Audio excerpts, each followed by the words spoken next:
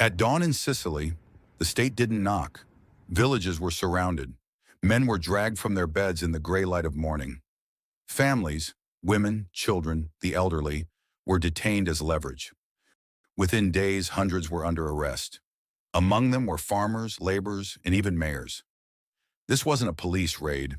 It was a government declaring that only one power would be allowed to exist. Welcome back to This Week 100 Years Ago. This episode covers the 7 days between February the 23rd and March the 1st, 1926. And the biggest story of the week comes from Sicily. On February the 27th, the Italian government launched a sweeping operation. At least 600 people linked to the Mafia were taken into custody.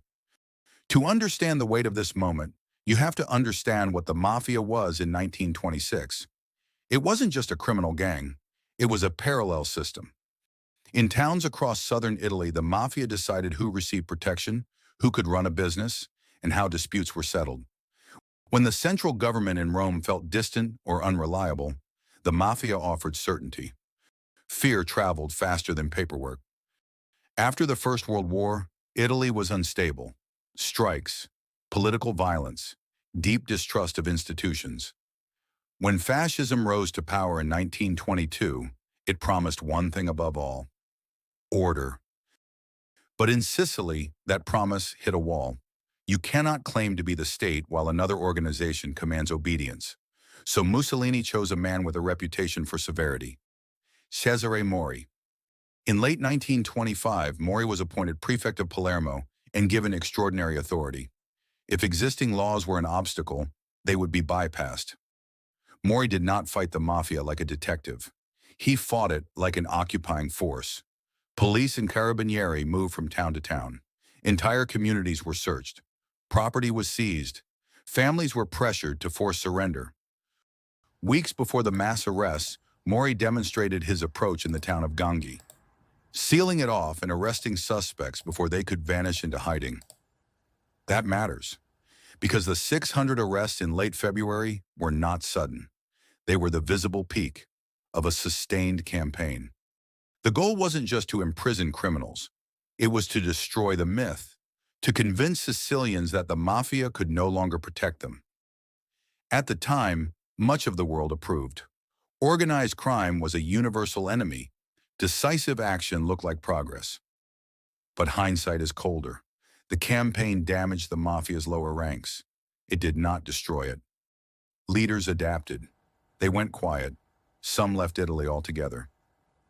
As pressure increased at home, parts of the Mafia network shifted abroad, particularly across the Atlantic, where organized crime would expand in the decades that followed. The campaign weakened the Mafia in one place. It did not erase it. It changed its geography. What remained in Italy was repression. The same laws and methods used against the Mafia: detention without trial, seizure of property, punishment by reputation, were soon used against journalists, unions, and political opponents. Within a year, opposition parties were banned, the press was silenced, and fascist rule hardened into dictatorship. In the years that followed, this campaign was turned into a powerful piece of propaganda: the claim that fascism had defeated organized crime. In reality, it showed how easily a real threat could be used to justify permanent power. Elsewhere in France, a public spectacle turned deadly. Later that same week, a French pilot attempted a film stunt in Paris. He tried to fly beneath the arch of the Eiffel Tower. He failed.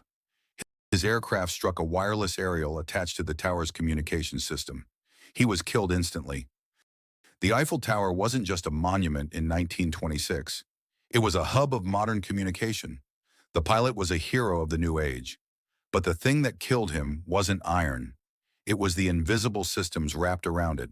Modern systems were becoming harder to see and harder to avoid.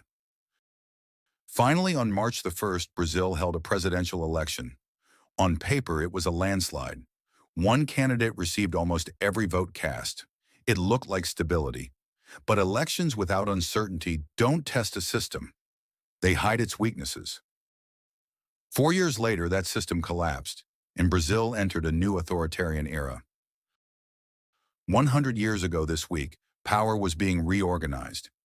In Sicily, the state crushed a rival authority and kept the tools it used. In Paris, human daring collided with hidden machinery. In Brazil, the appearance of order concealed the seeds of collapse. The world wasn't standing still, it was hardening. And that was this week 100 years ago. If you'd like to follow the story as it continues, you can subscribe to the channel. I'll see you next week.